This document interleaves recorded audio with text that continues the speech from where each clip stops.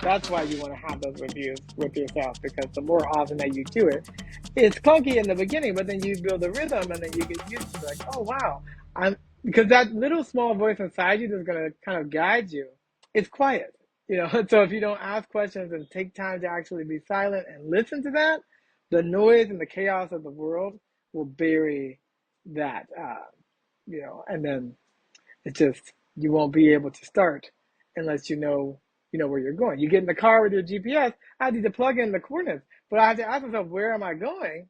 So then I know to put that in there. Hi, you're listening to Conversations with Musicians with Leah Roseman. This podcast strives to inspire you through the personal stories of a diversity of musicians with in-depth conversations and great music that reveal the depth and breadth to a life in music.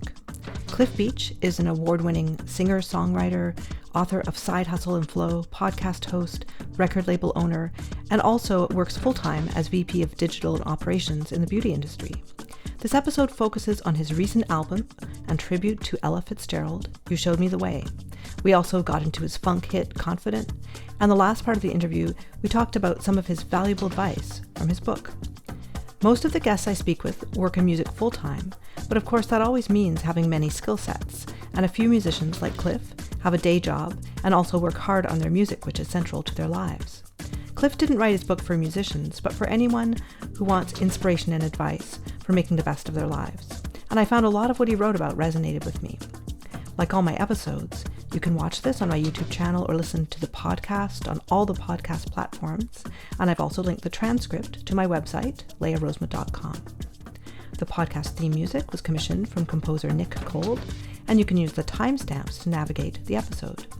Before we jump into our conversation, I wanted to let you know that I have a new way you can support this independent podcast through a beautiful collection of merch with a very cool, unique, and expressive design from artist Steffi Kelly. You'll find that link in the description of the episode. This weekly podcast is in season 4, and you can sign up for my email newsletter where you can get access to sneak peeks of upcoming guests. Have a look at the description of this episode where you'll find all the links. Now to Cliff Beach. Hey Cliff, thanks so much for joining me here today.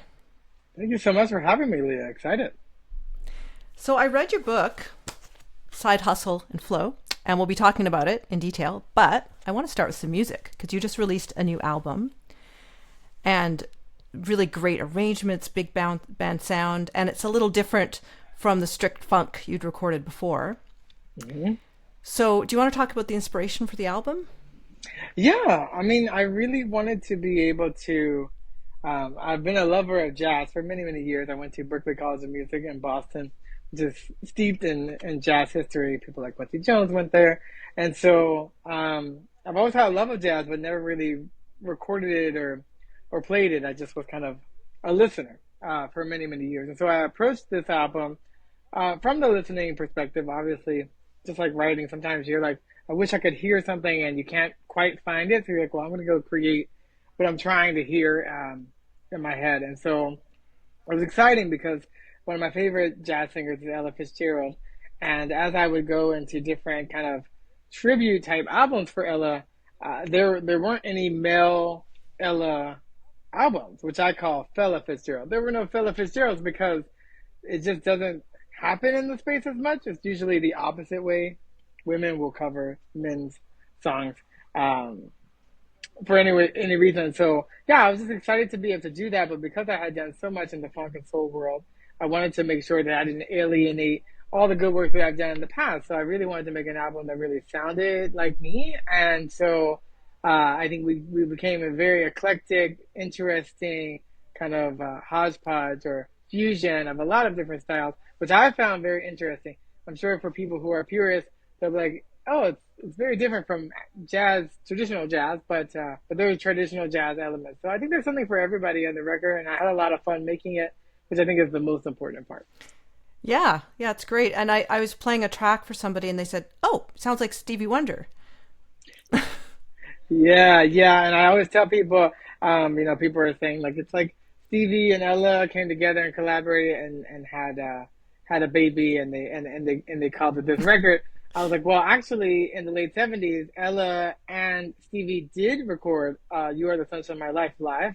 And Stevie was a huge Ella fan, and he even talked about her and Sarah Duke, talking about Duke Ellington and Ella Fitzgerald. So I think all of those relationships are in there, but now we're just bringing them more to the forefront. So yeah, if people say Stevie Wonder, I mean that's probably the best you can be compared to. So I take that humbly for sure. Yeah. Now, the title track, You Showed Me the Way, I was curiously looking up who wrote it, and I didn't realize that Ella was a co-writer of that song.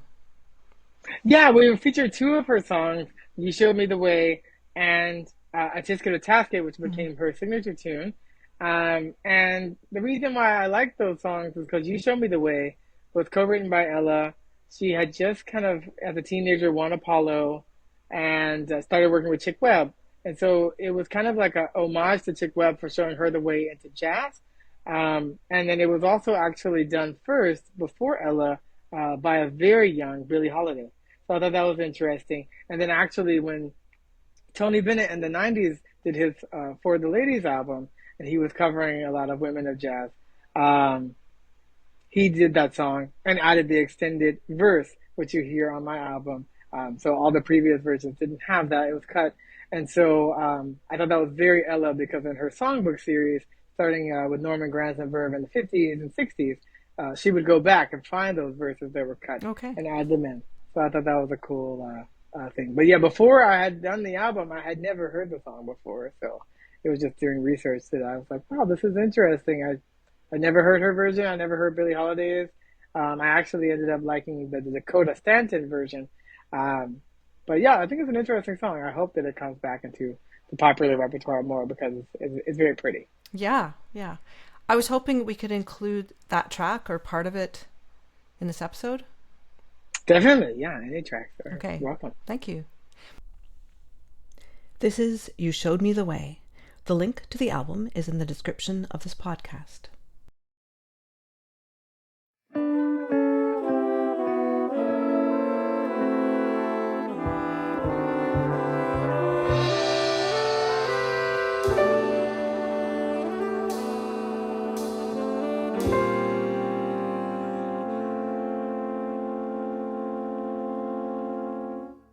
I used to wonder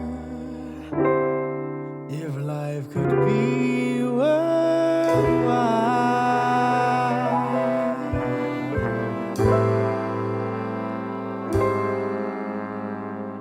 worthwhile, if there was some way I'd ever rate a smile.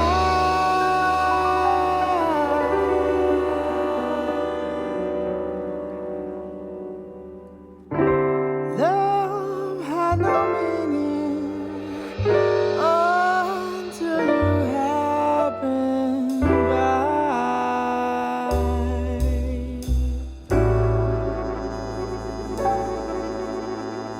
If life's worth living, then there's every reason why. You showed me the way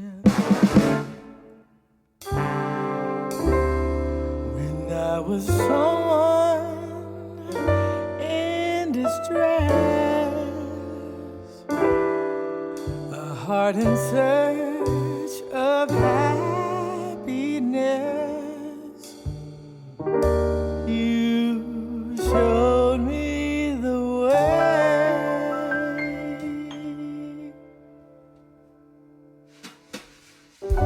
My sky was so gray, I never knew I'd feel a thrill. I couldn't dream a dream until you showed me the way. The moment you found me, the shadows around me just disappeared from you. The world became rosy, each corner seemed cozy.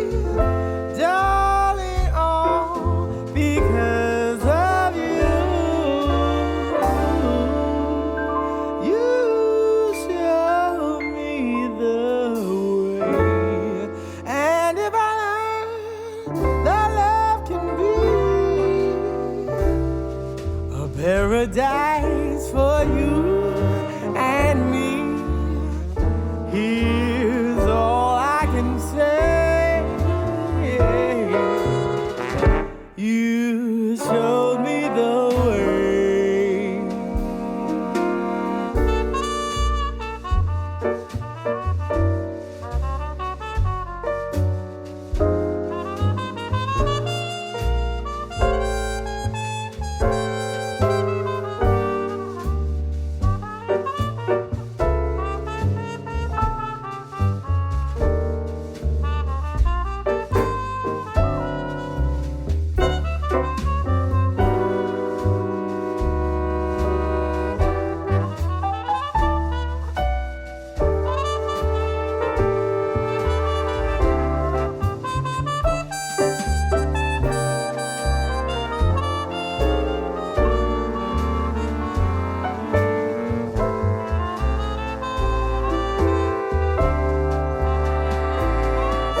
The moment you found me, the shadows around me just disappeared from you.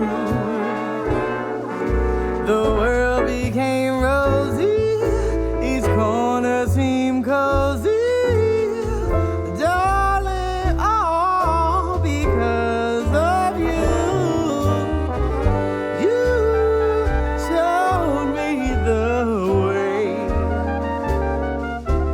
When I was someone in distress, a heart in search of happiness, you showed me the way. You showed me the way. And if I learned that love can be a paradise for you and me, here is all I can say. You showed me the way.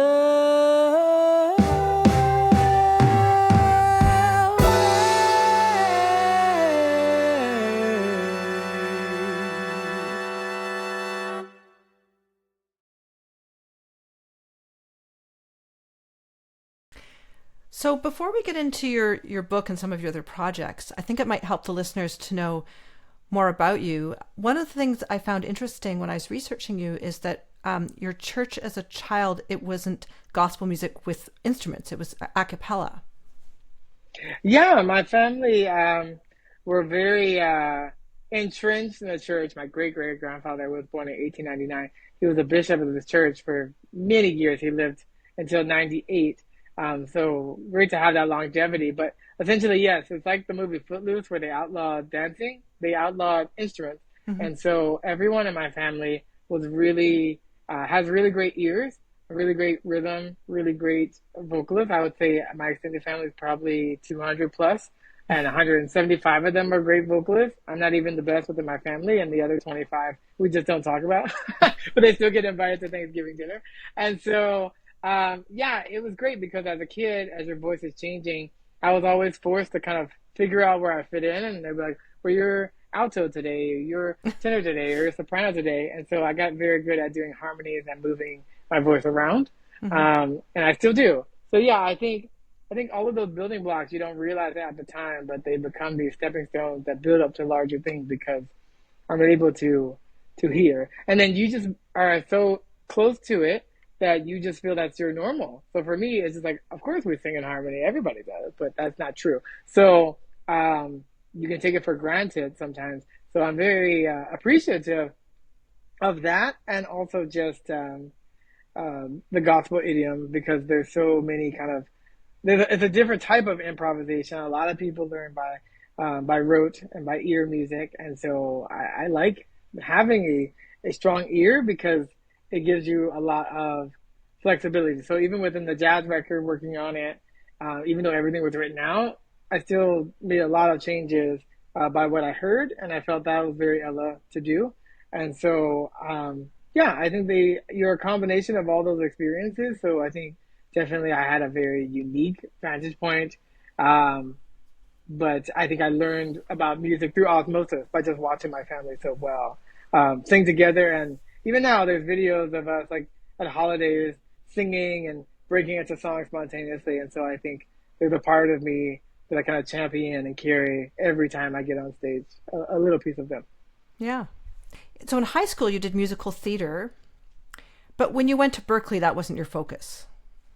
We had a musical theater club, and I did a lot of musical theater at Berklee. They had a gospel choir as well. But my Mm-hmm. focus mainly was just on vocal music, piano, songwriting, and I actually have a degree in music business management. So I was trying to find like the practical where art meets commerce, because I think that's just a piece of the puzzle that you don't get, that you're a Mm-hmm. solopreneur and you kind of have to know business and social media and other stuff that's kind of outside of just the making of the music. I tell people all the time, I was like, the making of the music is like the pregnancy, and then you have the baby, and then you like have to raise it. And so that's what the PR and other experiences are. So I feel well rounded to be able to have that. But I think musical theater, I mean, a lot of jazz comes from that. So it was definitely prevalent in there. And then just the different ways you can tell a story and be on stage. I still have a love for Broadway and show tunes and musical theater, and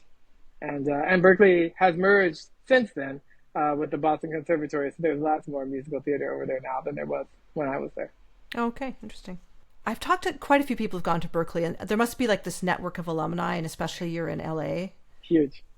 Huge LA alumni network. A lot of us are also a part of the Grammy Academy here, Mm-hmm. near us as well.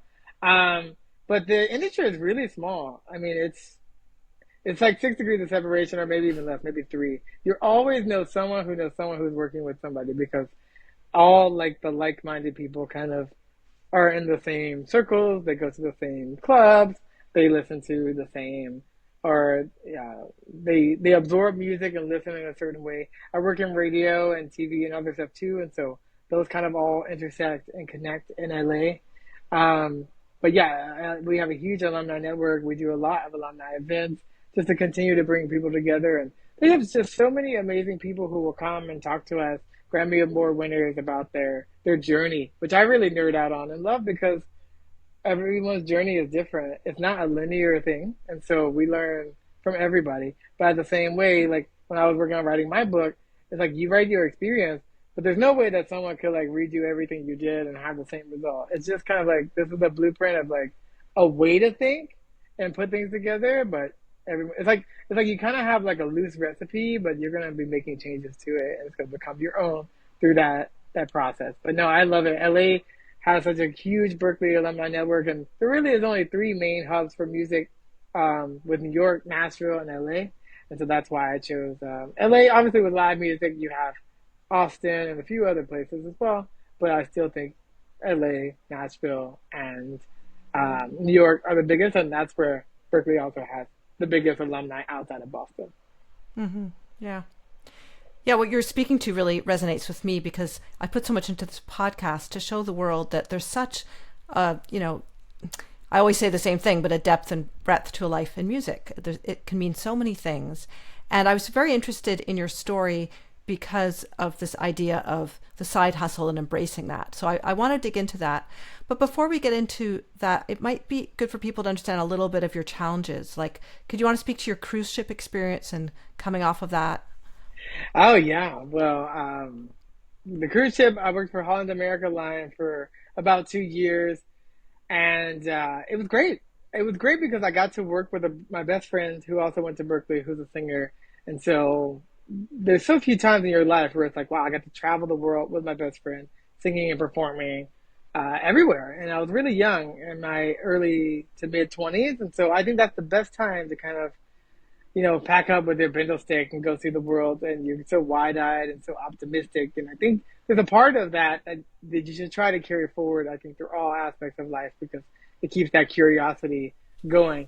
But yeah, I know I loved the experience of being on Holland America. It was a lot of cover songs, a lot of music. So I think if nothing else, it did give me a lot of time to practice, a lot of time to read, And it really helped me to refine what I wanted. So after coming off of that experience, I went back to get my MBA.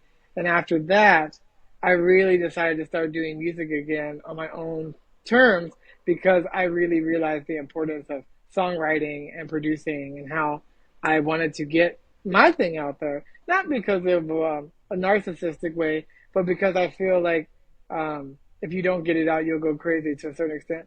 I think you also need that kind of catharsis to get it out.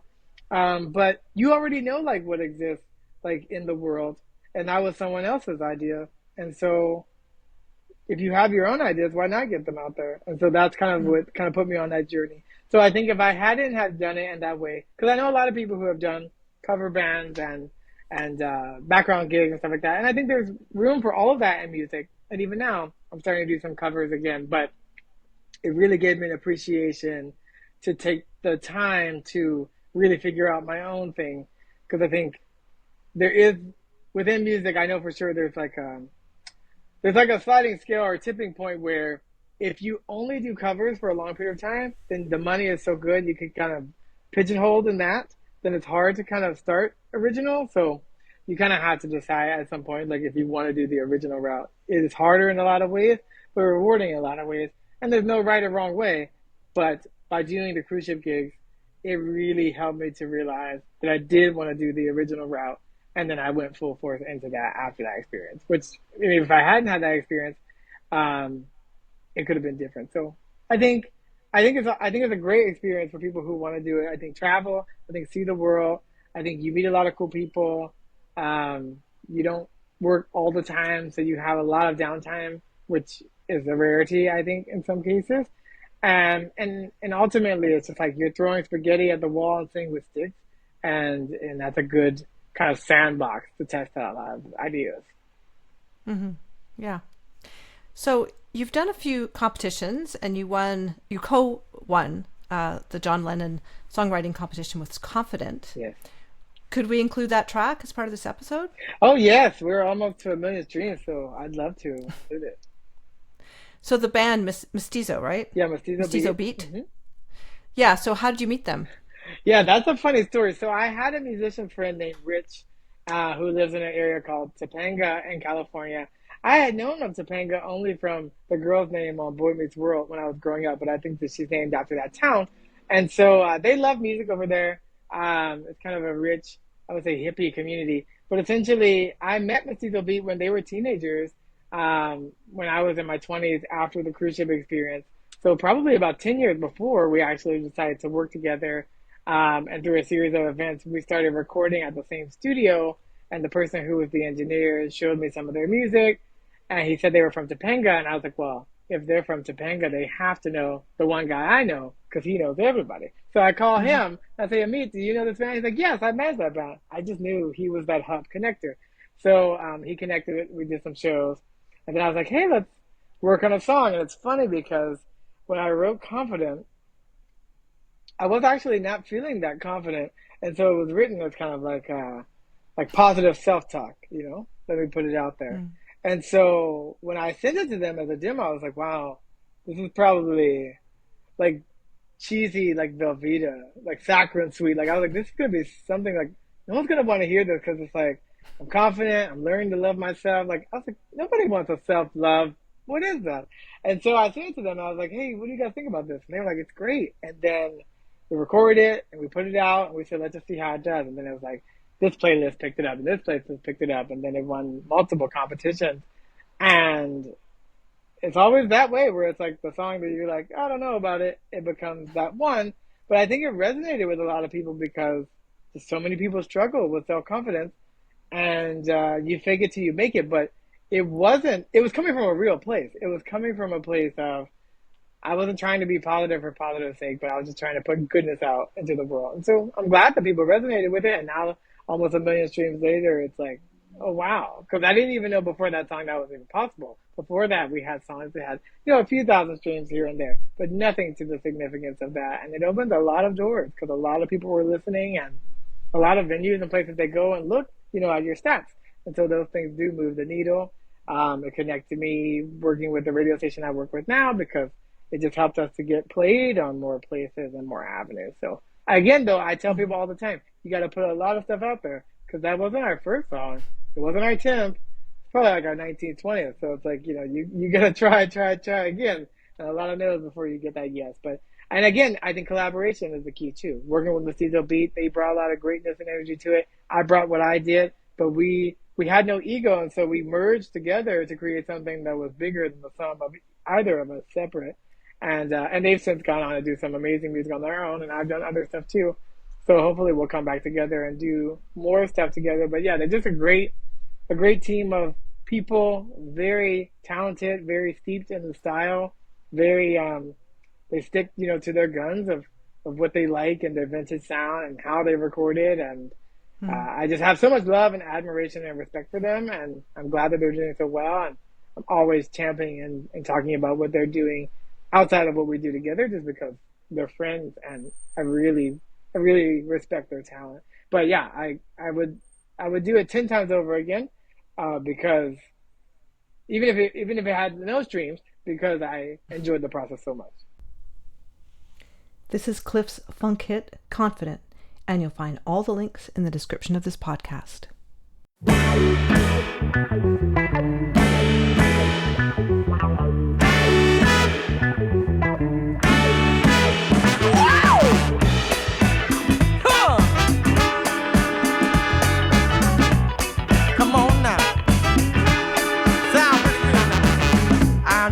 Change myself for you.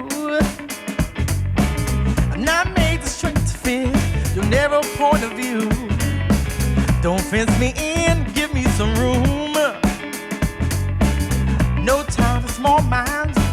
I got a brand new attitude. I'm confident, learning to love myself, living the life that I want. I ain't living for no one else. That's right, I'm confident. What you see is what you get to. Living with no regrets.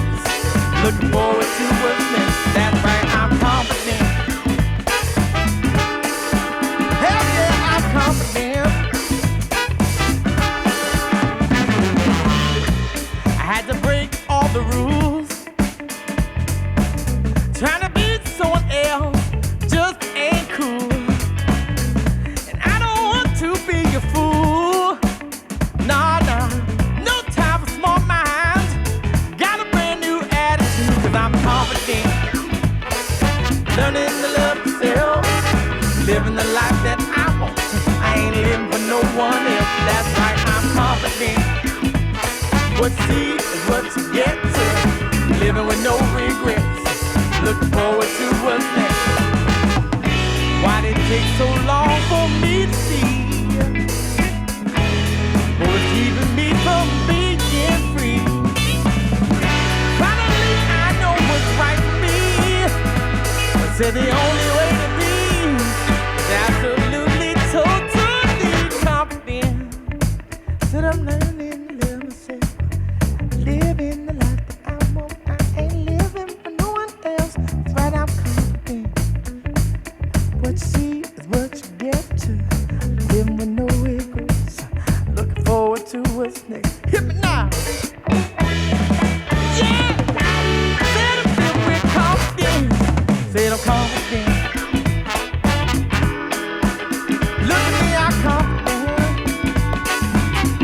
Like what you see, baby, I'm confident. Oh yeah, I'm confident. Oh yeah, I'm confident.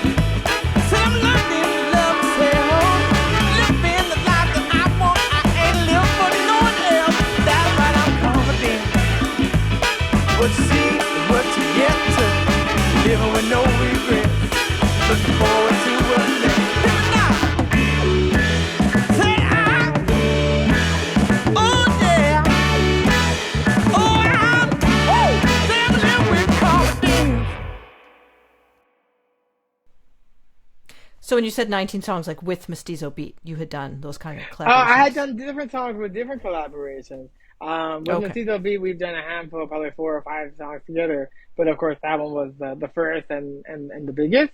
Sometimes you just strike and that one is the one. But we didn't really know at the time. I mean, we thought everything we do is great, but then it just way better than the other ones. And I remember when I won John Lennon songwriting contest, I was always pitching these things, and I would always get these kind of form, thank you for trying, try again. So when I got the message from them originally, and I'm reading it, I just thought it was one of those like, thank you for trying. And then like I keep reading, I was like, why is this thank you for trying so long? Like, why are they giving me all this information? And then like it dawns on me like halfway through this email, I was like, oh, they're telling you you won, because I wasn't even expecting to win. That was it's a once in a lifetime feeling when you're like trying so hard and then something comes through that you weren't expecting, and you got to celebrate those wins for sure. So what kind of prizes did you get with that? Oh, thousands and thousands of dollars of prizes, because they sent us like all these speakers and gear and stuff, really to help build a really great home studio to continue to keep writing and making music. And I've kind of sold some stuff and used some stuff and gave some stuff away, because I always try to feel like, who can I bless, who can I help when stuff like that happens to me. Because I think with an open hand, like I get more by giving. And so yeah, that's what we did. But yeah, I think we got probably 8 to 10,000 worth of gear, which was cool. Mm-hmm. And the notoriety. I mean, that name carries so much weight whenever they were doing the Lennon bus. I think that helped us to tap into getting into the NAMM conference and finally headlining this year. So all those like little stepping stones help. And then we won other songwriting contests after that as well, like World Songwriting Competition, Global Music Awards. So I think they kind of dovetail off of that for sure. What was that conference you just mentioned? Oh, the NAMM. It's the National Association of Music Merchants. It happens every winter in Anaheim. So we've done a few of them, but this last year was our first headlining year, and it's up on YouTube and stuff now. But yeah, those kind of credits, when they see that you won stuff and do stuff, they do help, or you have a lot of streams. So Confident really kind of opened a lot of doors in that way. I was curious about this thing with getting on Spotify playlists and these playlist curators, because I think you made some connections that way. Do you have any advice for people? I do. Well, I mean, obviously, it's like you want to make sure that you're pitching just in general. Spotify has a great editorial playlist artist platform that allows you for free to be able to pitch.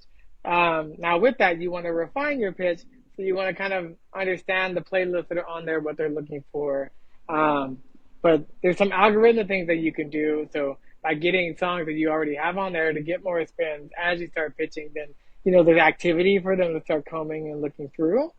But yeah, I mean, I think ultimately it's just like make pitches. That's why from a business perspective, sometimes you'll focus on singles, like Confident came out as a single, rather than an album, because the more singles that you put out, the more opportunities you have to make more pitches. So it's like if you do a 10-song album and you pitch it once, or you split those into 10 singles, then you have 10 opportunities to continue talking to the editorial players. Because they may like one song, they may not like another for different reasons. In the same way, like one time I did an a cappella song that we put out for fun, and then it got picked up on this a cappella Christmas playlist, and it was next to Pentatonics and Take Six and a bunch of groups. And that was, for me, a throwaway track. It was just like, oh, we're putting it out there. But because they were just building the a cappella playlist at the time we were releasing, there was serendipity that they put it on there. Now 200,000 streams later, it's like that was a song that I wasn't even going to put out. So there is some timing in there. But I think, yeah, it's just create the opportunities to pitch as much as possible. Always create the best content that you can for the time, but just realize that like your best is going to continue to improve. So you want to have a balance of not sitting on it too long, where it's like you could get it out there. Because actually, the more things that you create, the better that you get. So like if you're only making one album every so often, if you made 10 albums in the same period of time, your 10th album will be better than the first because you learned through the process. So I think just kind of continue to put a lot of content out, and not everything's going to land in the same spot, but the more opportunities that you give yourself to pitch, then the higher the algorithm will see that to then actually give you a chance. And, it might take 5-10 times, but eventually, if you keep chopping at it, then something will come through. Mm-hmm. What do you think makes a good pitch in that context? Well, it's a mixture of kind of like what your promotion strategy is going to be. So I work with a PR company. I work with a radio team. I have a social media manager as well. And so you do want to kind of explain like what you're going to do to really make sure that song's going to be maximized to its potential. And then, just showing especially as a listener, what playlists that you listen to and kind of what, it's really key of knowing like what genres you can fit into and where that niche sweet spot can be, and then also kind of like who your core sound alikes are. Because a lot of times with an artist, like they're like, "Well, I don't sound like anybody," but an editorial playlist can't pitch. They can't pitch that because it's so rare to have that one unicorn. Was like, okay, they clearly didn't sound like anybody. For the most part, they're like, I still need to, for the listener, attribute this to someone. Like if it's James Brown or Bruno Mars or someone like. Even if you don't sound like that, but that makes me think of something, they're gonna be placing it based on that. So there was a book like it's like Think Like a Man, but like you have to think like an editorial playlist person, which is different from being an artist. You have to think like how do they program from a PR perspective, which is different. And then just find interesting things. And if you don't know what's gonna be interesting, but it's like if you can find that one little nugget of like. That nobody else would be saying about that song or that process. Like if you're like, well, we like the Black Keys. It's like, well, we created a album called Rubber Factory, and we actually did it in Akron, Ohio, in this burned down rubber factory. That'd be interesting, to a playlist curator. They're like, okay, that's cool. That's not, after the hundreds we've heard today, that was the only rubber factory story we heard that was interesting. Sometimes just those little things can move the needle. So I think just try everything, but it's like, you're trying to, in a very quick amount of time, a few seconds, put something that just makes someone say, where they're intrigued enough to like want to learn more. Thanks for that. Yeah, so I was really curious to talk about your business knowledge and in your book. Yeah, well, I guess I want to start with you didn't write the book for musicians, you wrote it for everybody. What kind of feedback have you got back from non-musicians? It's great. I just talked to a woman who is a vice president of a finance company, and she's trying to help other women because she has lupus with their health and fitness and other stuff. And so she bought this book. She heard it on the podcast, and I didn't know her. She didn't know me. Reads the book, and it just really inspired her. So that was nice because it's always nice to hear from people who are just like outside of your circle, and how it resonates. But I was like, she's the perfect person to read this book because it is written for someone who has, a 9-to-5, a corporate job. My main thing for that is that I didn't want people to have an all or nothing approach, meaning. If people are like, well, if you don't do it full time, you're not a real musician, so you shouldn't do it at all. It's like, well, then we never will have anything because the likelihood of the 1% of 1% that can do that and sustain themselves is hard. It's a hard life. And it's like, even if you only put out a song a year, many years to come, that's a lot of songs. It's like, that's better than saying, well, I couldn't get out an whole album, so I didn't put out anything. So that's one thing that I wanted to combat. And then again, people who have jobs, they don't always have fulfillment or all the fulfillment in that one place. But they may not want to do a whole thing, So it's like you get to figure out how little or how much you want to do that. But the point is that if there's anything that you want to do, carving out 30 minutes, an hour, however it is, in a week is still better than no time. And so, yeah, I think I have an artistic and creative mind, and I come from that place, but there's no reason why you can't want to hustle in other areas. If you want to build a podcast, if you want to write books, if you want to volunteer more, it doesn't have to necessarily be about money, because that's what other people thought. It's like, well, I don't want to start a side business. It's like, but you just want to figure out how you can have the time and make the time for the things that mean the most to you. And you get to decide and drive what that is. And that's different for every person. And so that's why I think hearing from people who are non-musicians, it's helping people to know they can tap into the creative side. I mean, a lot of people who work 9 to 5 and they work on analytical things and they're just like, I'm not creative. And I was like, well, that's not true. Everyone is creative. But over time, we know that through our schooling system and life, we just kind of whittle that out of a good chunk of people. And so you kind of have to tap back into that play, back into that creativity. And it doesn't mean everyone's going to become, Grandma Moses and start painting at 90, But if you want to, you could. When I look at Bob Ross, I don't think he made the best paintings, but he made you believe you could do it, and he had a lot of fun doing it. And I think that's enough. There's someone who just wants to pick up a guitar and play a couple songs at the party, and people clap, and that's enough. Doesn't mean you want to be a Grammy winner and be on stage, but if you do, then there's a path, and you can make that work. I think the beauty of music for everybody is that you cultivate discipline. To be able to be proficient at anything, you just require that 10,000 hours, 10,000 experiments, and you're just constantly, a true musician that's at a philharmonic level, from 20 to 80 in that seat, they practice every day for hours and hours and hours. People are like, well, can you get any better? Yes, because you can always constantly improve. And so I think that's what I put then into the business world, taking that dedication with piano and music and other stuff, but then also taking the creative aspects that I just think need to be reinvigorated. People can have passion in their lives. They just have, stopped being as passionate, and they need to know they can tap into their emotions, and you don't have to be an artist to adopt pieces of the artistic mind. Mm-hmm. Yeah.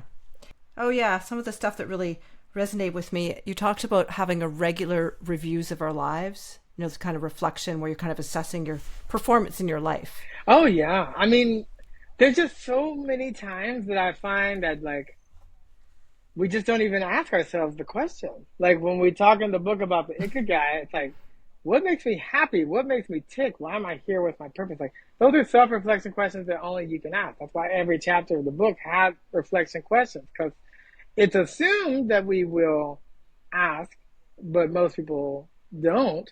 And most people can either be afraid to ask, or they just are oblivious to even think to ask. But I learned, because I did research assistant work for many years at Pepperdine for a very, very smart doctoral professor.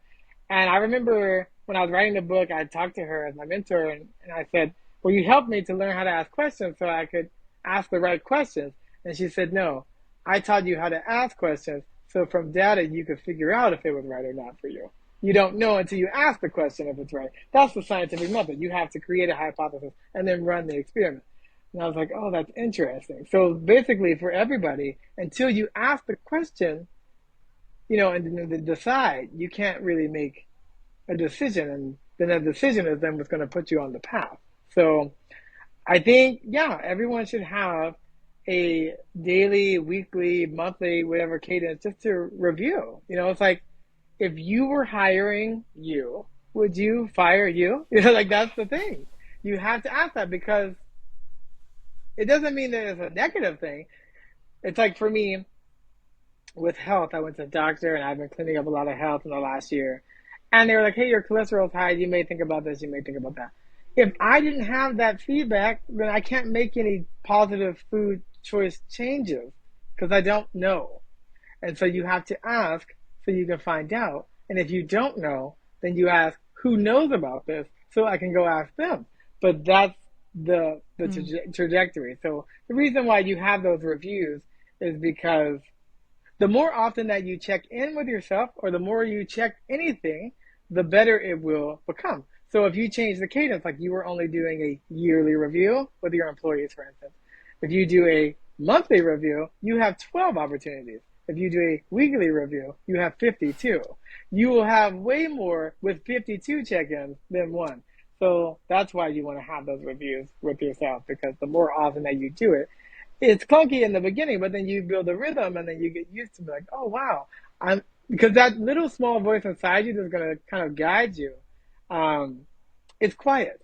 So if you don't ask questions and take time to actually be silent and listen to that, the noise and the chaos of the world will bury that, and then you won't be able to start unless you know where you're going. You get in the car with your GPS, I need to plug in the coordinates, but I have to ask myself, where am I going? So then I know to put that in there. Otherwise, I'm just driving around and around, and I'll tire myself out. Do you journal yourself? I have several journals. I was a huge proponent of the Miracle Morning. I don't know if you're familiar with How Elrod, but I was doing that for a while. And so he has journaling, which he calls scribing, as a part of his process. Lately, though, I've been doing a 5-minute gratitude journal, forcing myself like a vitamin to be grateful. not because I'm not naturally grateful, but I think it's just I love it because it has all these prompts, and in there you'll put like it's like what went well today, and sometimes you're just like I don't know, Mm. and you just have to sit with it because you're probably bypassing something little. It's like, well, I woke up today, I'm healthy today, the sun is shining. Those are all good things. It's like those things you just take for granted because you're like it's just expected. Of course, it'll be a decent day. So then you're like, nope, I have to put that down. And so I think gratitude is something that everybody can work on.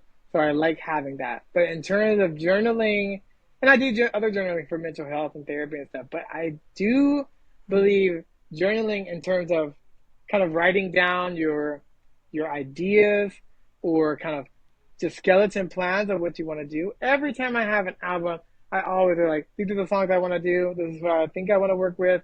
And then I can see like where there are gaps to fill, placeholders, etc. Mm-hmm. But I think when you commit it to paper, it makes it more real, and you somehow just start to gravitate towards that. Because then you'll start sharing it with people, and then sharing it with people will eventually build a team. It's like because any dream that's really big requires more than you. That's why I tell people all the time: there's no self-made anything because it's like, well, who bought your product? And somebody had to take a chance on you at some point. So I think, yeah, write it down. Journaling. I just think sometimes with journaling, if you just say that, it can be intimidating to some people. They're like, do I do it do I do it on my phone? Do I get an app? Do I write it down? It's like, don't overthink it. It's like, just get something down in whatever medium you can commit to. And the good thing is that, if you miss a day, then just pick it up when you think about it. Because sometimes we get into these things where it's like, well, I thought I was going to do this every day. I missed a day. And then you just never go back to it. And you don't want that. It's like whenever it comes back to your mind, do that. But you can definitely do tricks of like, put it by your nightstand or put it in your car, wherever you're going to be, where you know you'll see it.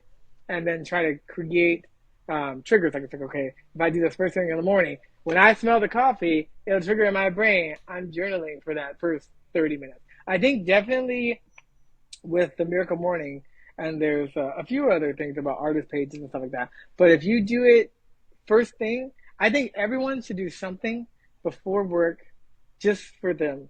So like lately I've been doing Qigong or Tai Chi before work. And also with Tony Robbins, I was doing the priming exercises. But I think that's helpful. I think the morning you first wake up, you don't want to be like into the news or into your text messages or into your email. I think you want to do something that's like sets the tone for the day in a very kind of calm, or like I'm doing this little piece for me.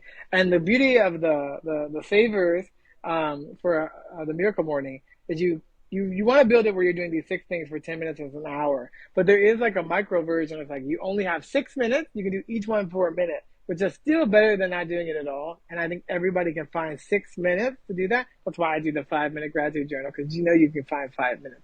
So I think, underwhelm yourself. That's something you could do, but I think you can do it anytime. Like you can do it at night. But I think when you first wake up, setting the intention of doing something just purely for you and your betterment first thing, I think really sets the tone for the rest of the day. Yeah.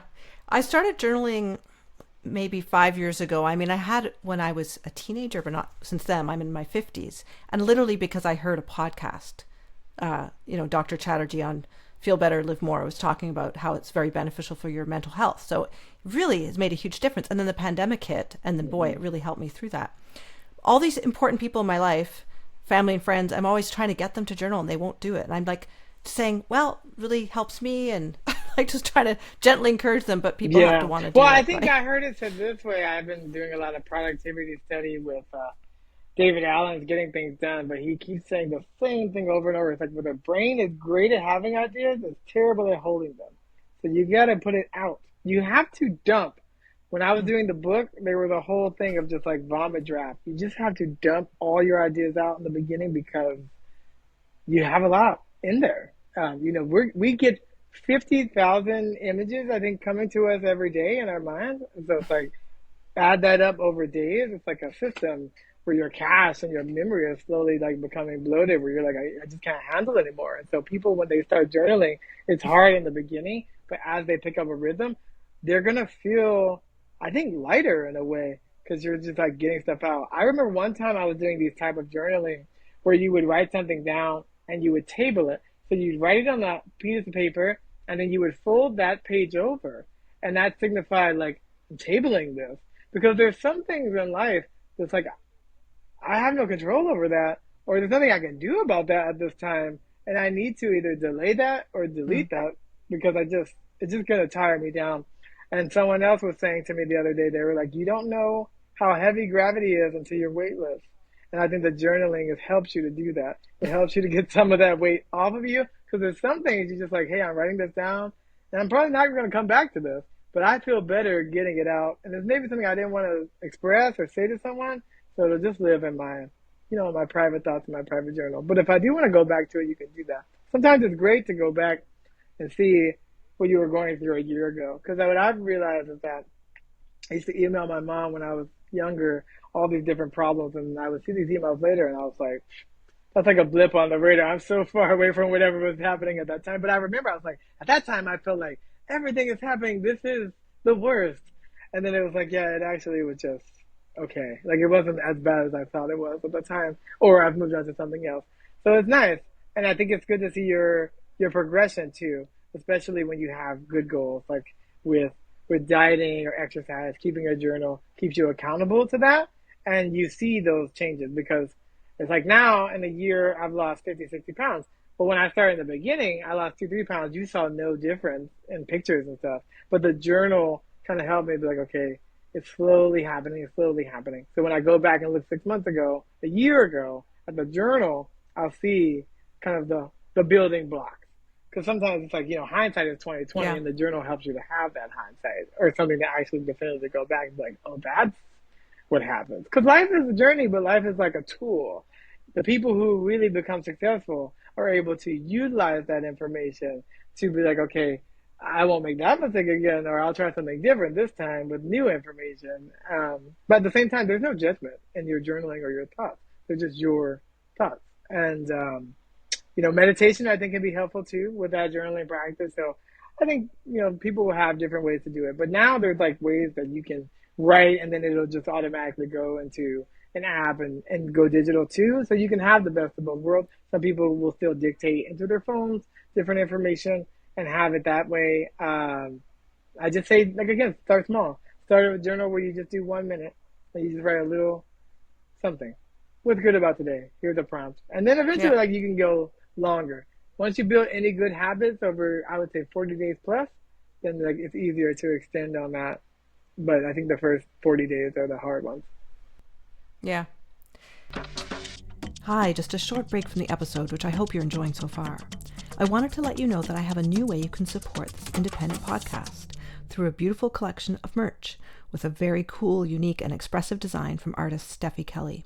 You'll find that link in the description of the episode. If you want to check out over 100 episodes you may have missed, in addition to your podcast player or YouTube, I have an extensive website, leahroseman.com, with show notes, transcripts, the complete catalog of episodes, and you can sign up there for my weekly newsletter to get access to sneak peeks of upcoming guests. Please do share your favorite episodes with your friends, follow me on social media and share my posts, and if you can spare a few dollars to help support the series, that would be amazing. You'll find that link in the show notes along with the merch store. I'm an independent podcaster and I really do need the help of my listeners. Now, back to the episode. One of your quotes I like of yours, I don't know if it's your original way of putting it, but you say putting together life is hard.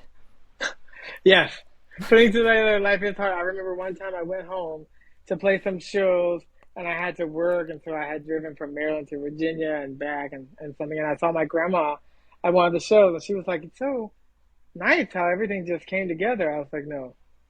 Life is curated. It did not just come together. I had to plan and execute a specific plan to be able to do all those things and get those ducks in a row. So yes, I don't think a life is easy.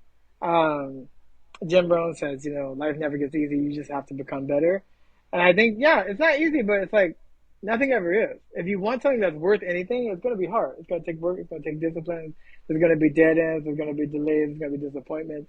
And you just kind of have to work through it. But resilience is a muscle. So it's like the more you push against it, the stronger you become. And you don't know how strong you could be until you've attempted the impossible. And it's like everyone that you admire did something that somebody said wasn't possible. You look at the railroad, you look at the cars, you look at the airplanes. The airplanes, the Wright brothers' father was a pastor. He said flying is for the birds. That's impossible. He was also at Kitty Hawk when they got the plane off the ground. These two guys who were bicycle mechanics who didn't have any money, but they had curiosity. And so if they said it was impossible, then we would just be still doing whatever. Henry Ford said when people asked him, if he asked them what they wanted, they would just say faster horses. Nobody knew about cars and assembly lines, and it was just a novel idea. He said he wasn't even the smartest person in the room. He just was like, how can we do that? So again, I think everyone should try things that are scary because that's where the growth comes from. There is no true growth in a comfortable thing. It's like a ship that's docked all the time. It's like, well, if it doesn't hit the sails and go out there in rough waters, like then it's not going to earn its stripes.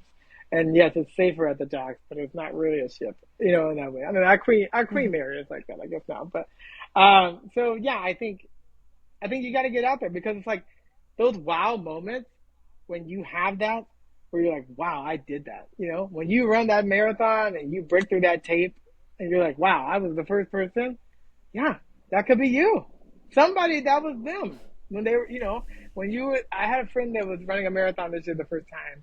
It was like, he used to be much heavier and out of shape and out of breath. And, he ran every day and built himself up into that. But it's like that high that you get from breaking through something that previously was impossible to you it's something that only you can give yourself because you have to attempt it. You have to take steps to make that happen. But yeah, it's like I know exactly that faith that I make when I have that aha, like, wow, I tried that. Like, it's like when I look at the jazz album, I have it in my hand, I'm looking at the CD, I'm looking at the reviews or whatever, I'm like, or the book, I'm holding it in my hand, like, wow, I did that. This was something that was just in my brain. This was something that didn't even exist 5 years ago. I wasn't even thinking about this 5 years ago.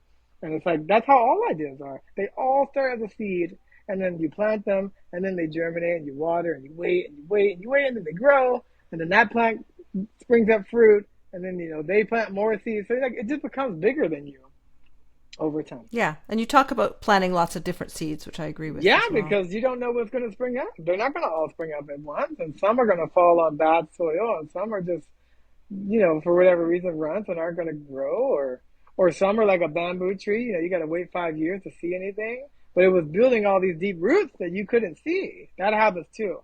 Almost everybody I've seen, especially in the publishing world, you look at something like a Chicken Soup for the Soul. 140 people said no. Dr. Seuss, 37 publishers said no. J.K. Rowling, like 8 publishers said no. But how many people have given up after someone said no once or twice? Almost everybody is going to hear no's. And that's hard to live with. But in my experience, I talked to my mom today. Something happened and I was like, oh, it didn't work out. It's okay. I was like, there's not one thing I picked that was easy. Everything is hard. But who I've become, I wouldn't have been through those challenges. Anyone you look up to had problems and they learned how to solve those problems. And if you learn to solve a problem for yourself, you probably learn to solve it for other people in the same way. It's like you'll be able to help other people, which eventually will help you. Because it's like the Wright brothers, it wasn't like they were just trying to make a plane so they could fly and no one else had that technology. They were making that for the entire world. And yeah, I just think we need more people who have the courage to try. It doesn't mean that you are going to slam dunk every time. It's like you look at a Michael Jordan or whoever, they miss more shots than they ever make in their career. You have to. It's the process. But we're talking about them years later because they were out there. It's like, and when they made it, the reason why they had that star potential is because they were there every day shooting those 400 baskets. That's commitment. That's the real commitment. And not everyone goes in, but I got to still go out there and make my 400. If they feel they're like, oh, I only did 375, they go back. I have to finish the 25. That's the grit. That's the true commitment. Yeah. So Bill Withers is one of your musicians you really enjoyed the most, and I didn't know who he was, and then I looked him up and saw the hits he'd written. I was like, oh, that guy, right? And then I was really curious to read about his history. Do you want to speak to Bill Withers? Well, I have so much love for Bill Withers for so many reasons. What I love about him is just like how true to himself he was. So you look at a man, Yeah. he was blue collar, he worked, he was in the army. By the time he had his first single, he was over 30, which was old for the time. And his first album cover, you see him in his construction working outfit with his lunch pail, like in between doing his implanting toilets and seats in the airplane. So, and what I love about him the most that people don't get is that he had a 10-year career, and then one day he just was like, I'm good. He didn't like the industry and what was happening, and he just walked away on his own terms. And I respect that. But he wrote a lot of songs. So when you look at a song like Ain't No Sunshine, or you look at a song like Lean On Me, you listen to them and you're like, wow, they're so simple. Because he was learning how to play guitar and piano when he was writing those songs in real time. But they resonate with so many people because they're simple. Even in Ain't No Sunshine, there's a whole part where he just says, I know, I know, I know. And people are like, oh, that's interesting. He was like, oh, that was supposed to be lyrics. But we had no lyrics, so we just said, I know, over and over. And they just said, keep it. Even when he got his recording contract, he went to a bunch of places. He ended up at a place called Sussex that was run by Clarence Avant, who they did a great documentary, The Black Godfather. But essentially, he plays him this tape of a song called Grandma's Hands. And at the end, the record executive signs him because he's like, I've never heard a song about grandmas, but everybody has one. And that was the beauty of Bill Withers, is that he could take something so pure and so simple and so honest and just show it to you, where he wasn't trying to be anything. He just was. And I respect that. Was he an artist you're listening to as a teenager or when you were older? So as a kid, I feel like Lean On Me became like the standout. And then there was like a reggae version by UB40. And so that got played a lot. And so I liked him. And then eventually there was like a backlash where I was like, I don't want to hear this song again. And then I started to get into his other stuff. And I was like, wow, he had so many other cool songs that were like way more interesting than Lean On Me. But I still respect what he did because it's a great sentiment in Lean On Me. It's like, about being brotherly, and if someone, we all need someone sometimes. Like, who is universal truth? You can't say no to that. It's so infectious in the way he did that. And it's like, but I look at like his Carnegie Hall live, and it's just like, wow, like he had a fervor, but I like that he always, no matter how much money he made, because he made millions on his writing, it didn't change him. Like he just, you see the documentary years later, and he's just like, here's where I'm from. It's a little town. And I just say hey to everybody, and everyone gets a hearty handshake and a hug. And he treated everybody the same. And I do like that, because I don't think that's easy. I don't think that's easy for people to have come from nothing, make it, and it not change them. And he was, to me, seemed very unfazed. And he just wrote and stayed true to himself. But I mean, outside of Lean On Me, he has so many songs that are interesting. And I remember he was in a documentary. They went to film in Africa with James Brown and B.B. King, and he was in that too. It's called Soul Power. And then come to find out, one of my Toastmasters friends, an older lady called Lola Love, she was a background dancer in that film. And so you get to see a young her. And then she has a funny story where she's just like, I never learned to dance. They just saw me dancing and said, can you come dance in the store? And I was out, She's like, everyone was dancing on the street. And so, but you can tell, like, she just has a good energy. But anyway, in that documentary, Bill Withers does like this really sentimental song. And what I like about it so much is that, like, everybody was trying to do songs that were just like hard hitting in your face. And he was very good at just doing something that was sentimental and understated. And very few people were playing just like acoustic guitar, and he would do that. And so it was a breath of fresh air to have him be able to be like, I don't have to be like anybody else. I'm not trying to be Stevie Wonder. I'm just trying to be Bill Withers. So I think that's what I like about him the most. Mm-hmm. And there's one of your original tunes on this album, The Gift of Blues. Yes. Yeah, I mean, as a songwriter, I always love to to kind of show where the space is going, and obviously just let people know that I do write, and I like to get my ideas out that way. And this song was actually written a few years ago for a jazz artist, a female vocalist, and then she ended up not picking it up, so it kind of just sat in what I call hard drive records. Mm-hmm. It had been sitting on my hard drive for years. And then finally, when this record came around, I was like, we should redo this. And it was actually written originally as a ballad. And I was like, okay, there's too many ballads on the album, so let's flip it and do up tempo. And I really like how it kind of got, I say like a Ray Charles a little bit treatment to it, which I like. So I really enjoyed doing it. I thought one Barry sax wasn't enough, so we added two Barry sax. And it was fun just to, it's nice to see how things can breathe to life, and songs, they really are timeless. So even if it was written 5-10 years ago, because the genre has been around for 100 years, you really can just kind of redo it, and I think that's the beauty of jazz. That you can do multiple versions. I think Tony Bennett, when he was doing his last album with Lady Gaga, he had done like in a 60-year span fascinating rhythm in like the 50s and now and the 2020s. And so I think, why not? You know, as you change and become more seasoned, then you'll have different variations and versions of what you do. But obviously, I always love to show that I respect the style, but I want to add to the American Songbook so that we have more writers that are continuing to grow that book. It's not just a stagnant or static thing. It should be living and breathing and continuing on. Yeah, well, congratulations on this album. I'm curious about the band. Had you worked with everyone before?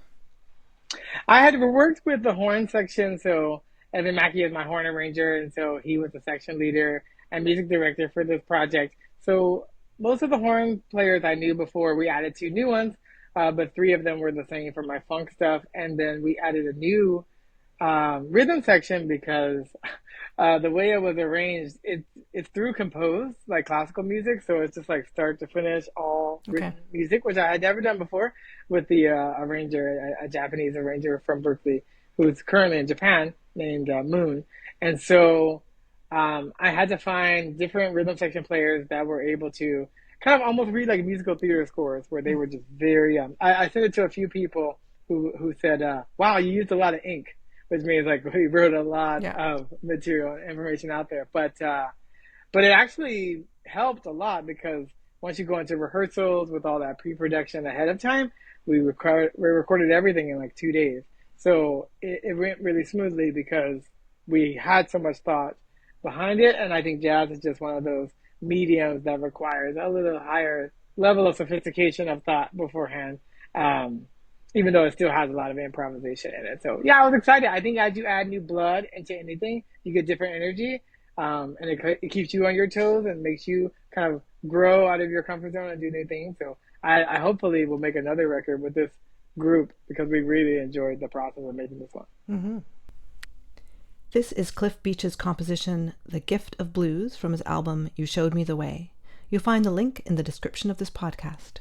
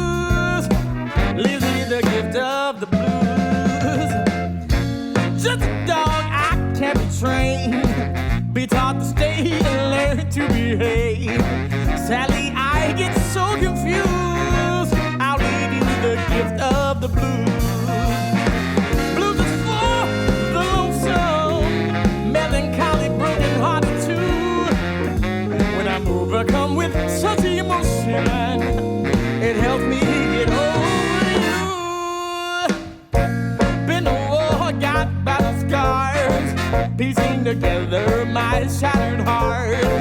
Love was a foolish thing to do that left me the gift of the blues. Blues is for the lonesome, melancholy, broken-hearted too.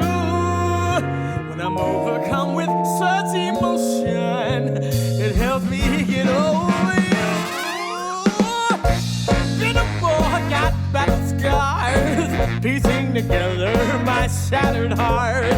Love was a foolish thing to do. Give you the gift of the blues. Love was a foolish thing to do. Let me the gift of the blues.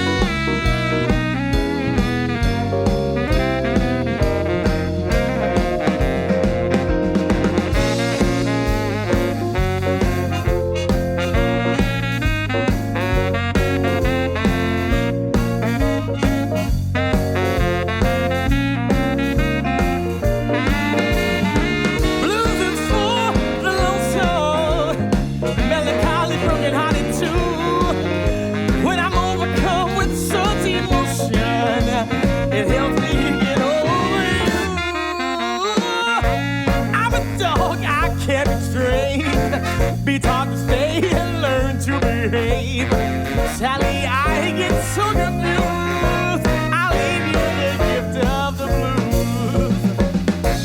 Been all got my battle scars, piecing together my shattered heart. Love was a foolish thing to do that left me the gift of the blues. It's a game I always lose. Give me the gift of the blues.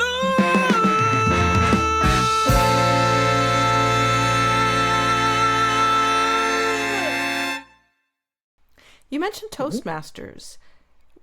Would you recommend it to a lot of people? Yes, yes. You know, when I was reading and listening to interviews with Warren Buffett, I mean, obviously Warren Buffett's one of the richest people in the world. But beyond that, I thought it was interesting because he was like, I don't put my degrees on the wall. The only thing I have is my public speaking certificate. He was like, that's the thing that will carry you 50 years.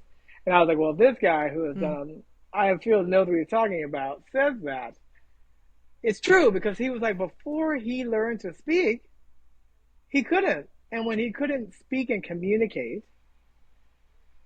he couldn't have done what he did because he needed to get people to be like, let's invest in this, let's do that. That requires communication.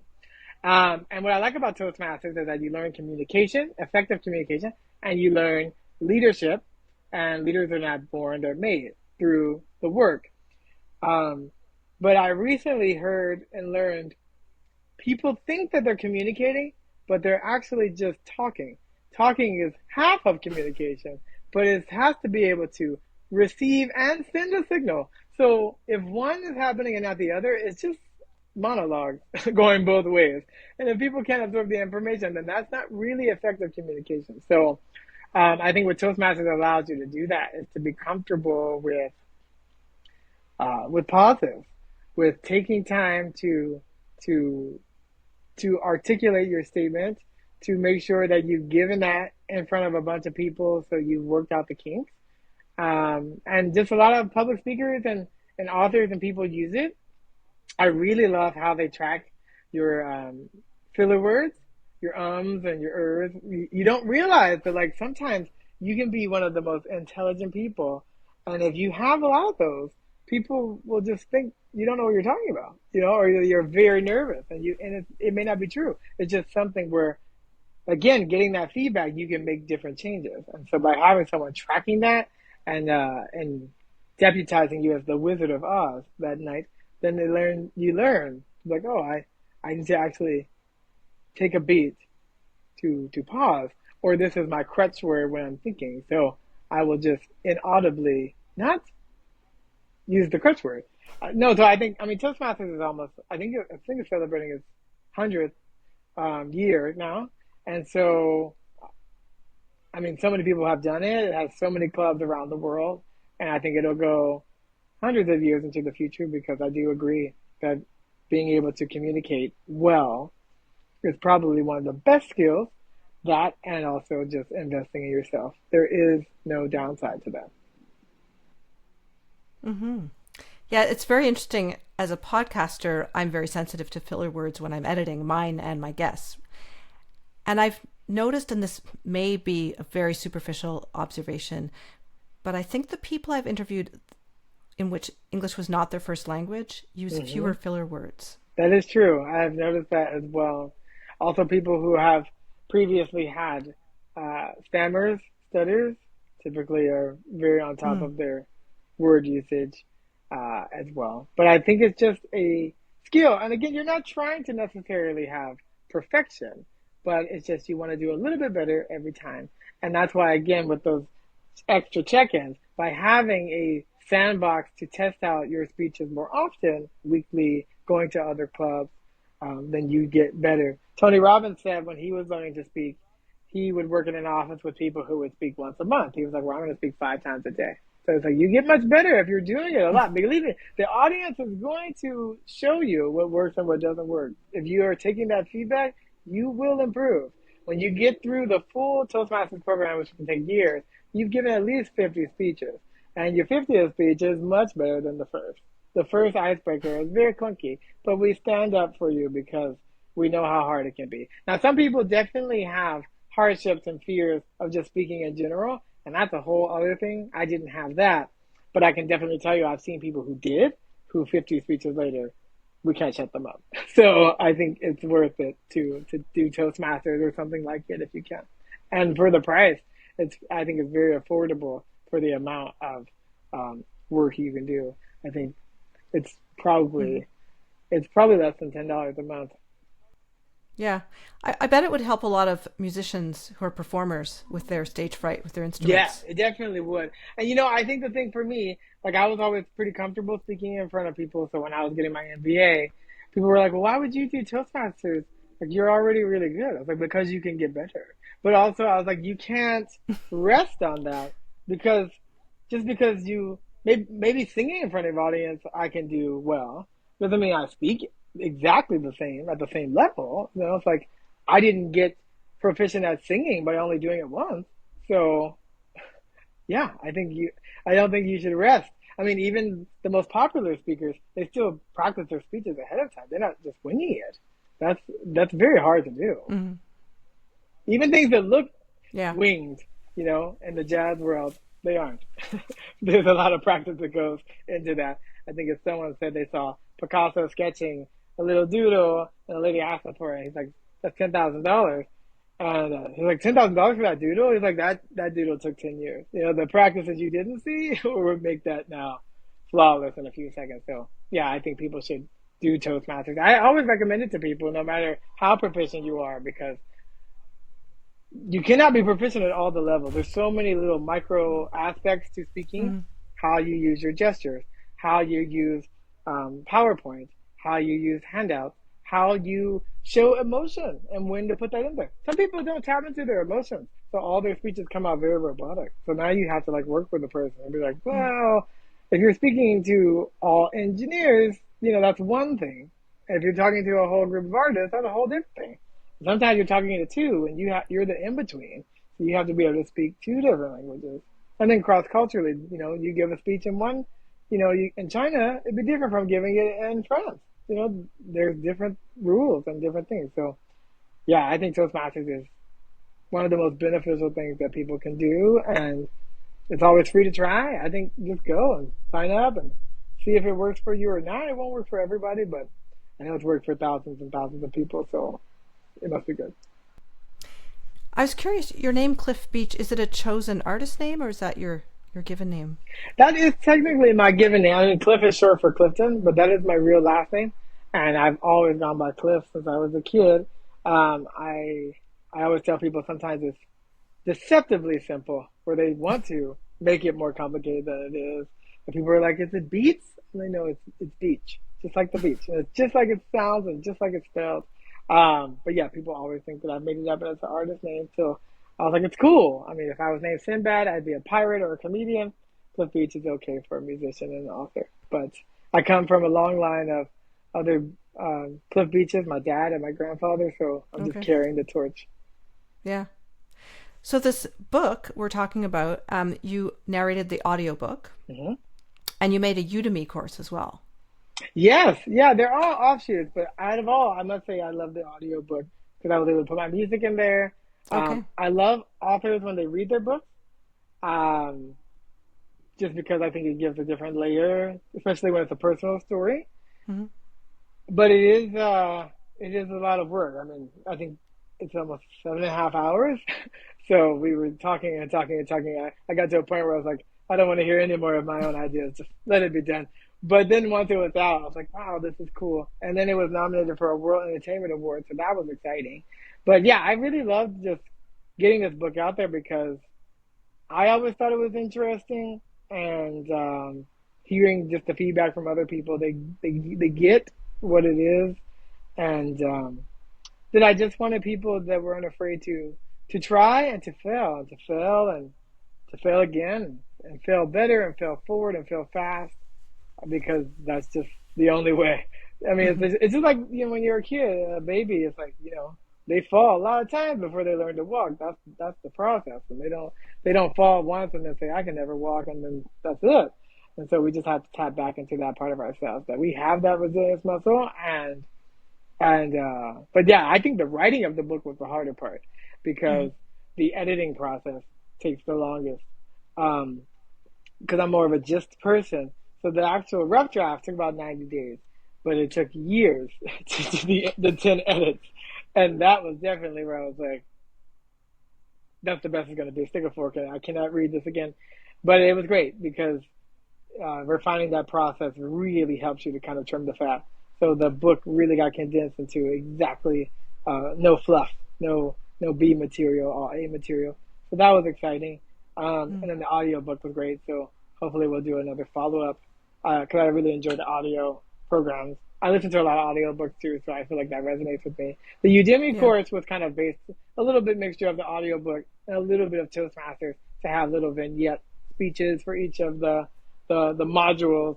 And again, I think by having that Toastmasters experience, it allows me to be able to feel comfortable with using my voice in that way. And I don't know if I would be as comfortable if I didn't, just coming from the music background. So I think they all work together. They're kind Mm-hmm. of side interrelated things, lateral things. But yeah, I mean, if I have the preference of listening to a book by the author, I always look for that first, especially within self help. I just, even if it's clunky, I just like to hear from them. Because sometimes someone else reading it is just a little too polished, or it just takes you out of the element. Or sometimes, like if I really gravitate to them from other content where they're speaking a lot and I'm used to the cadence of their voice, then Mm-hmm. hearing it from them, it's like they're my source of truth for that information. But at the same time, I totally understand why some authors are like, I have somebody else read that, because it's not their skill set, or it's daunting. I mean, if you're doing a lot of talking, then that would be a lot for your voice at once. If you're already giving a lot of speeches, to also on top of that record the book. Yeah. But I've seen some people like Damon John, one of the Sharks. He'll read like the beginning and end, and someone else will read the middle. Oh, yeah. So they're figuring out some hybrid ways. I think Tony Robbins has been doing that in his last book too. Um, so I think there's no right or wrong way. I've also seen what I think is happening is some books are done purely audio first, because they've at least, or somehow the person has just adapted a style of reading that sounds very conversational. But I hear some that are so conversational, like a podcast, that I feel like they did them first as audio and then transcribed and wrote the book. So I think that'd be an interesting approach, since I've seen it Yeah. the forward way. I interviewed for this podcast Stephen Nachmanovich, who wrote Free Play and The Art of Is. Mm. And the way he writes his books is just from his speeches, just transcripts, and then they're fine-tuned, but that's actually just, and he's so articulate the way he speaks. One thing you mentioned, the many roles we play, I could really identify with that. Of course, I'm a performer and a teacher and other roles I play, mom, friend, but as a podcaster, I do all the jobs because I do the production, research, publicity, all that. And the way you were talking about, R&D, because like most musicians, I have zero business background, never taken a business course in my life. So this whole idea of research and development, generating new ideas, of course, accounting, which, we should all be more aware of. Really good list. I really appreciated that. There's a lot more to it, but that's some of the stuff that stuck out to me. And you did reveal in the book that you had struggled with debt early on. Mm-hmm. And of course, your educations were very expensive. that's something a lot of people are dealing with. Do you have advice for people how you got out of it?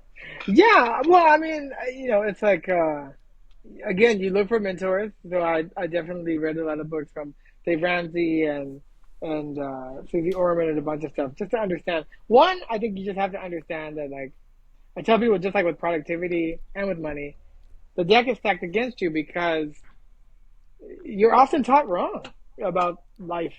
And there really is no life 101. So it's like if your parents didn't know and they couldn't teach you and their parents didn't do them and school didn't teach you, because school doesn't really go over those types of life things. Um, it really prepares you kind of like to take a test and to chunk information. Like you can tell because when you think of school, they're like, well, you can cram for a test. You cannot cram for life. Like that doesn't work. And so it really should be where you're learning for learning's sake and learning how to learn, because that will be like more beneficial in the future. So I think, just accept where you are. You may or may not know about it, but you can learn about it. And then from there, you just try to do a little bit better. So it's like, I think sometimes we learn and we toss around these things like platitudes, and people are like, well, live within your means. They have no idea what that means. You hear it a lot. It's like, well, what does that mean? And also just like statistics. It's like you kind of have to make a certain amount to be able to do other things. Like if you're at the poverty line, then there's only so much you can do. You have to increase your income as a part of the equation. And then you figure out, okay, well, what can I do, like the side hustles, to build upon that? And how can I also climb the ladder if I'm at work and I want to do that? What does that take? For me, it was like I had to invite my CEO out to lunch. I mean, I invited him, he paid, but I invited him to be like, hey, I need to move up. What do I need to do? And I had just learned that from a podcast, listening to Automobile University. Someone was like, ask and you'll receive. And so I asked him, and then he said, work with your boss. And I learned that he had hired my boss and they knew each other. So then now my boss, knowing that I talked to the CEO who hired him, who hired me, he's like, yeah, well, let's put a plan together. So I think that's something. But then, yeah, in terms of school debt, for sure, people just need to tap into certain resources.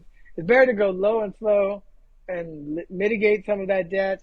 I think how you look for scholarships that exist out there, FastWeb and things like that, there are tools that they're out there, but they're not talked about that much. And so the easy route is always like, well, go and take a loan and figure it out later. It's like, well, yes, you can do that, but you are mortgaging the future, and you're robbing Peter to pay Paul and that kind of thing. So it doesn't mean you can't do that. It's just like, there'll be some pros and cons to that. Or start a community college, work your way through it. I think sometimes we're so rushed to accelerate, and everything has to be immediate, and everything has to be now. Most of the world is not a microwave. It's okay to be a crockpot. It's okay to be a slow boil. If you come out of school and you're debt free, that's probably a better situation. I mean, there's some people who didn't go to school at all who are financially in a better situation than a person who took on the debt. But in the long run, going to school probably would be beneficial to you, but you have to survive the short run. So it's just something you have to think about. Mm-hmm. But I don't think there's any right or wrong way. Just put the information out there, and then from that, decide with open eyes what you want to do. But you're going to make some missteps no matter what you do. There's just only so much information you can have, and sometimes you are going blind to certain things. But I would say in terms of getting out of debt, especially consumer debt, the debt snowball, really just trying to tackle the smallest thing and then building momentum to take that to the next. Mm-hmm. Those little baby steps and stuff, they do work. And again, when you do that and you get that small win, like you say, okay, I paid that first $50 off, and now I wrote that $50 to the next thing that's 100. You feel good that you did something, and it's like you have to digest your life one bite at a time. So you make it so that you can cut it up. Then eventually you can eat it. But if you're trying to eat that whole, elephant at once, that's going to be really difficult. And then you get discouraged. And once you get discouraged, then like other things set in, because once you feel a certain way, whether it's right or wrong, your mind will then just start giving you more information that validates that. So you just have to be careful. But where you are today isn't where you're going to be. It's like when I started 20 years ago, I wanted to be the best singer. I wasn't thinking about having a record company and a publishing company and being on television and having a radio show. But it expanded when I expanded. And so even if you are in debt, like I said, you can just start small, start with what you can do.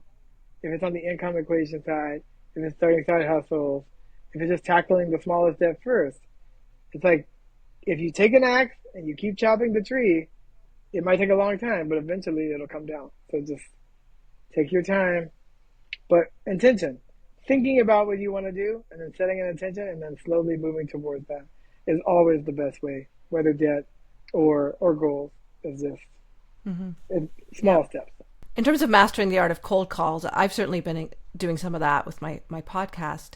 You also talk, maybe you want to speak to that actually before I ask you another question. Cold calling? Oh yeah. I mean, I did have a kind of what they call dialing for dollars at some point. I worked for Merrill Lynch for a time, calling people up. I don't love that. I do mostly cold emails. But yeah, the thing is, there was a TED talk about rejection therapy. If you just ask 100 people, someone will say yes at some point. The thing is, it's a numbers game. And you just have to prepare yourself to grow a thick skin for people to say no. Not that you're expecting people to say no, but it's part of the process. And so if you have such a hesitation and fear of putting yourself out there that you don't put yourself out there, you just have to remember that, like, if I don't put myself out there, I have a 0% chance of anything happening. At least if I put myself out there, I have some chance, even if small, somebody will hear it and do something about it. If you take that 100 people you message and make that 10x 1,000, you have even more chance of somebody saying something. So you just have to do that, because when I was looking for a publisher for the book, I sent out about 400 queries to find out one. And so many people didn't get back and said no. And so if I only sent it to 2 and both said no, that'd be that. So I think that's the numbers game is out there. And with email and other stuff, one, there's a lot of ways just to find people. So it's like you can find their email if you're really looking for it, or find someone who knows someone who could find it for you and put it out there. It's like for the jazz album, I knew there was a radio station who wasn't playing me, and I knew there was a show by another DJ on there. I messaged him. He got back to me right away, and the next week he played the song. And that wouldn't have happened if I didn't cold call him. He didn't know me. I didn't know him. So I said, hey, I listened to your show. This is what I heard. I think I'd be fit for this. I like what you're doing. Mm-hmm. You know, so it wasn't all about me. That's, I think, the hard thing. That sometimes people put, look at me, this is for me. Like, well, yeah, you're not going to get much response there because people want to know what's in it for them, you know? It has to be a mutual thing. Mm-hmm. So that's one thing. And it's like, I was already listening to his show. And whether he did it or not, I was a fan. And so I could talk intelligently about it. So it's like, if you're trying to pitch to do stuff on a podcast, well, you need to listen to their podcast and you need to know what they're doing. And you can then speak to them. Well, I listened to your episode on money and women, and this reminded me of this thing. You know, because then they're like, I want to talk to you because that's interesting. And like, you took the time, even if a few minutes, to at least have some investment in there. Because people like that. They gravitate to people who like take an interest in them, not the opposite. Yeah. But by you taking interest in them, that they will want to reciprocate taking interest in you. So I think that's the approach to the cold thing. It's like, you just put it out there knowing that people don't know about you. So even if they take a long time, it might take 7 times, 8 times to break through to them, but then they're going to start to get to know you. And then eventually they will know you. And some people will get to you right away. Some people, it takes a long time, but nobody will know if it just lives in a vacuum. So you got to have to put yourself out there, and you're going to feel a certain way, but it's never like you think. It's like someone will say yes at some point. It may take a while, but somebody always does. It's the timing. You have to catch them at a certain thing. You have to realize there's a lot of information cutting past, so emails get buried and stuff like that. So, you know, but you look at people who are like, all they did for years was cold call, and they made money and did other stuff. So it's like, well, yeah, it can be done. And who you become, wow, if you get good at telling your pitch that much, it gets good. It gets really good because you'll learn very quickly, oh yeah, that piece of that pitch is not important. No one cares about that. But you know what they do care about?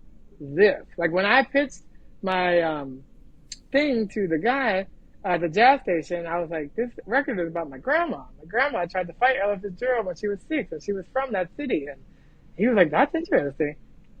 And it was a true story, but it was like, it wasn't even about me. I was just like, I want to honor her, and I think this is cool. And he thought, he probably thought about his grandma in that story. So, Well, you didn't tell me the oh story. yeah. So, when well, my great grandmother passed away a few years, maybe 5 years ago. But she was from Pittsburgh, and when she was 6 years old, she would walk by Ella Fitzgerald's house, and she was married to Ray Brown, famous bass player in Pittsburgh, because Ella was originally from Newport News and obviously had ties to Harlem. So they were in Pittsburgh at the time. And my grandma would joke that at 6 years old, she would see Ella and she would always kind of roll her eyes because she had a schoolgirl crush on Mr. Ray Brown. And so she'd say, hi, Mr. Brown. And she's like, hey, Ella, or whatever. And so I dedicated the album to her, just because she was kind of a feisty pistol, and she showed me the way into, because my grandparents had a love of music, and they would always have artists when they were in town come to their house, and they had a jukebox, and they loved to dance, and they loved to play records and stuff. So I thought it was cool, and because she's no longer with us, being able to tell her stories keeps her alive, and so I talk about her, whenever I get a chance. But I think that's the stuff that people feel, those touchy-feely things really sometimes move the needle, that didn't get people into the music and into you. But it's nice to be able to talk about something that's like, it's about me, but like on the side, so it's like, because sometimes it's Yeah. hard to just, you don't want to talk about your accolades all the time. It gets a little weird. So it's like, well, my grandma, who, like, she never was looking to do anything, but I think she was an interesting person, and like her story should be told. And since no one else can tell it, and I have a microphone, then I'll do it. And then people Yeah. see, like, they see their grandma or their mother figures in that story. And the same way with Toastmasters, I had this story and won a ton of awards talking about my mom. It's called "My Mom Is No Betty Crocker," and I tell this whole story about how my mom was a dangerous cook, and she was a working mom, and she would make food, and it was terrible. But at the end, it was like, she wasn't the world's best cook, but she was the world's greatest mom. And everybody cries because they're like, I get it, that she did her best, and that was enough. And you loved her, and she loved you, and that was that. So I love being able to tell those stories because I came from such strong women, and I feel like they're a part of me. Everywhere I go, I carry a piece of them in each song and each performance, and yeah, I'm excited about what's to come because there's just so many stories that I forget. So by writing other books and other mediums, I have now, and podcasts, I have other ways to tell stories just besides music. It's Yeah. like there's so many ways to get stories out there. I remember with Robert McKee and his story clinics, he talks about a book versus a movie, and people are like, well, why is the movie not the same? Well, it's like, because they're different mediums and you tell the story different. It's like if you have a series, like I love Law and Order, it's like, well, having a character over 20 seasons is a whole different thing than a 3-hour movie. So it's like none of them are good or bad. It's just like certain mediums lend themselves to things. That's why my book was the medium to tell that story, because that was a book, it wouldn't have been an album. Yeah. So I think people open themselves out to knowing like there are different outlets, and they can add a different outlet at any time to get their idea out there. So to close this out, I was wondering if you wanted to reflect. I know you had some challenges growing up. What music meant to you through that? Well, I mean, there's a Michael Jackson song called "Music and Me." It's like they're always kind of together. You can't separate the two. That's how I feel. But for me, especially with singing, I feel like in its purest place, through all the challenges and problems and things I had, whether it being sick as a kid or family issues or whatever it was, I always had music as the backbone of I could always go there for solace and contentment. And I wish the whole world sang, even if they're terrible. I think there's something about singing in the human voice that connects us in a totally different way with the universe and the world. And so I just never felt alone with singing. And there's an old Quaker hymn that's like, when I go through all this tumult, how can I keep from singing? And it's just like, yeah, it's like sometimes sometimes I start spontaneously singing because I feel good or bad or in between. And there's so many styles of music like blues where it's like it can be happy, it can be sad, but it's like people they get through it together. I learned that you don't get over many things in life, but you can get through a lot of things in life through music and through laughter. And so I try to do as much of both as possible in my shows. I'm always trying to make people laugh, always trying to tell jokes. I'm always trying to entertain because it's like it's nice to get people out of their state and out of their bubble and out of their hardships. And I think it's made me really aware of wanting to help others because I know what it feels like not to get that help, and so I really try to give back through mentoring now, and even through the content. You know, I'm not just trying to do it for myself. I'm really trying to push someone else to want to live their best life, even if it's just a few people. But music, yeah, it's always there, and it's never over. You know, it's like that's why when you talk about yoga or you talk about music and people are like, it's always a practice. It never really ends. It's supposed to be like forever, like your whole life. You should be continuing to improve until that chapter is done. So I think for me, not everybody will do music, but I think everybody should find some art, something to get their catharsis, whichever way they can. I've seen it. I've seen it with people who create amazing meals. Like that's an art for sure. I've seen it with people with money. People who just not only that they're able to make money, but it's like they're so into it and interesting in what they're investing in and how they see companies and how they take them public and do evaluation. That's an art. You know, it's like there's an art to almost anything you can do. Teaching is an art. Working with kids, mentoring, volunteer work, all of that's an art. People who work with pets, that's an art. You ever work with a trainer? Like, how do you get a dog to do all that? How do you get a monkey to do all that? I don't know. It's like, so scientists, all those things are art. It reminds me of James Brown. James Brown had a thing where he was like talking to his whole band and he's like, what are you holding? And the person's like, I have a saxophone. He's like, no, it's a drum. Everything's a drum. What are you doing? He's like, you're a drum. I tell everyone, like, you're an artist. You're an artist. You're an artist. And if you think from that vantage point, you'll create because you're an artist. Even if you're doing the most boring thing, someone who knows how to do that as an artist will make you interested in it. You know, Neil deGrasse Tyson talks about the universe. That's interesting. Wow, because of the way he talks about it. You know, it's like you hear a podcast, you're like, wow, that's so interesting. Yeah, because you could see people come to life. What I love is when I see the oldest musician who looks like they're literally going to pass out, and then you put them in front of their instrument and they burst to life like they're 20 years old. And that's the beauty of music, is that it hits you in a place where it's like you can get old, but like it's just ingrained in you. Yeah, it's our best language as people, I think. Sure. Well, it was a delight to meet you and hear all your great insights and your music. So thanks very much. Thank you so much, for and this. continue just doing what you do. It's so nice that people are talking to people and having meaningful conversations and getting their content out there and their dreams. And I look forward to seeing all the interesting people you meet and hearing more of your content. I hope you enjoyed this episode. I wanted to let you know that I have a new way you can support this independent podcast through a beautiful collection of merch with a very cool, unique, and expressive design from artist Steffi Kelly. You'll find that link in the description of the episode.